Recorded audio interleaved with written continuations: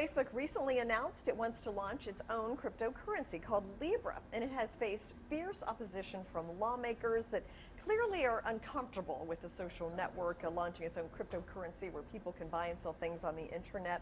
Now, Libra could fail or it could face so much opposition that it just never really takes off, but it still feels like cryptocurrencies are definitely going to be a part of our future. So here to help us talk a little bit more about Facebook's Libra and where maybe this is all headed, Nisa Moyles, venture capitalist, also securities lawyer, Bill Shing, the CEO of Panda Analytics, and Joyce Lai, the attorney for ConsenSys. So welcome. Thank you. Nisa, let's start with you. I mean, the reaction to Facebook's Libra has been skeptical, it's been swift, it's been pretty harsh. I mean, how do you read this situation? Absolutely. So the hearings that took place 2 weeks ago with David Marcus, who's the head of Facebook Libra, were the backdrop is antitrust, privacy on the Hill, and this is all coming down on skepticism about the control and how the Libra Association, which is registered in Switzerland, is going to be governed. Now, the hearings that happened yesterday, I think the lawmakers have finally come around to understanding the distinction between what a cryptocurrency is, like Bitcoin, and what Libra is, which is decidedly not a cryptocurrency, although styled as such. Yeah.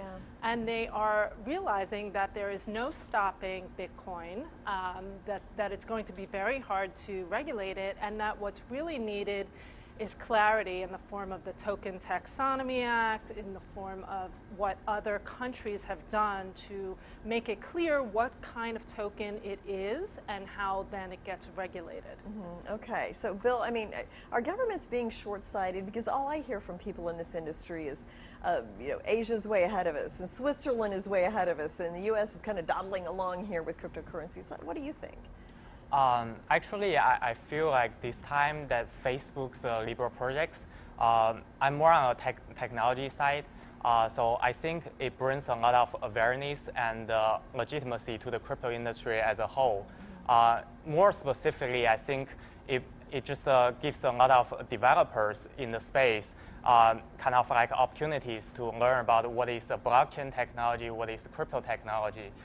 So I think that's sort of like a positive side of the story from the technology side. Yeah. Well, yeah, it's definitely kind of got people's attention about, cryptocurrency is a serious thing. So, I mean, Joyce, I know one of the big promises of cryptocurrency is how this can be peer-to-peer. It can open up a financial system to people that have been ignored in the past. Is that something that you think lawmakers are missing in all this?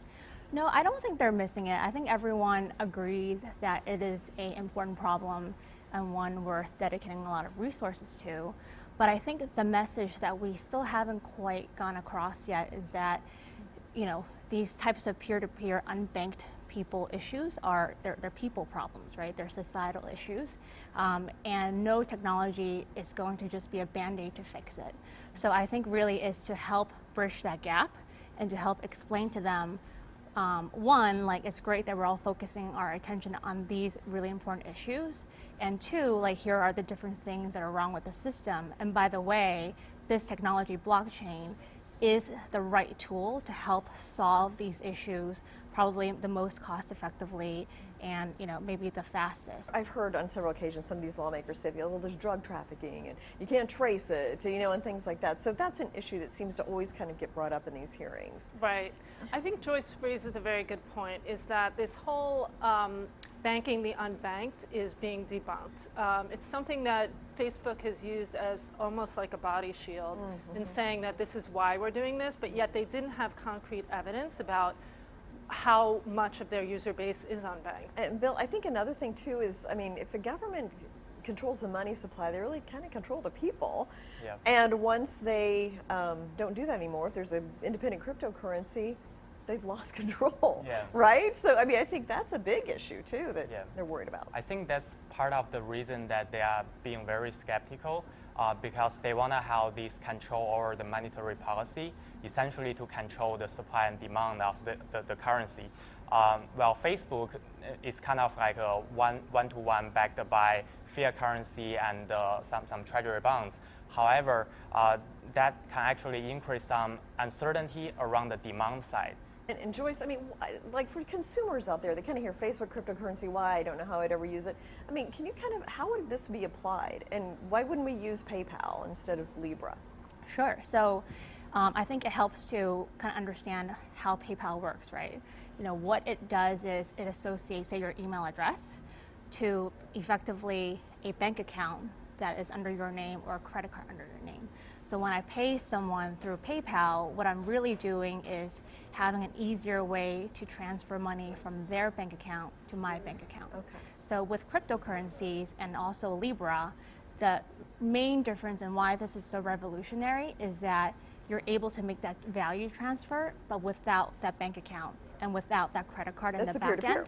end. Right. So it's stuff you don't see, but these are the things that make it so different, and it's why we think this is really going to make things just cheaper, and you're able to do more micro payments. So if you go to buy a coffee, it'll probably say, unless you're spending $5-10, we're not going to let you use your credit card. Thank you so much, Joyce and Bill and Nisa, for joining us.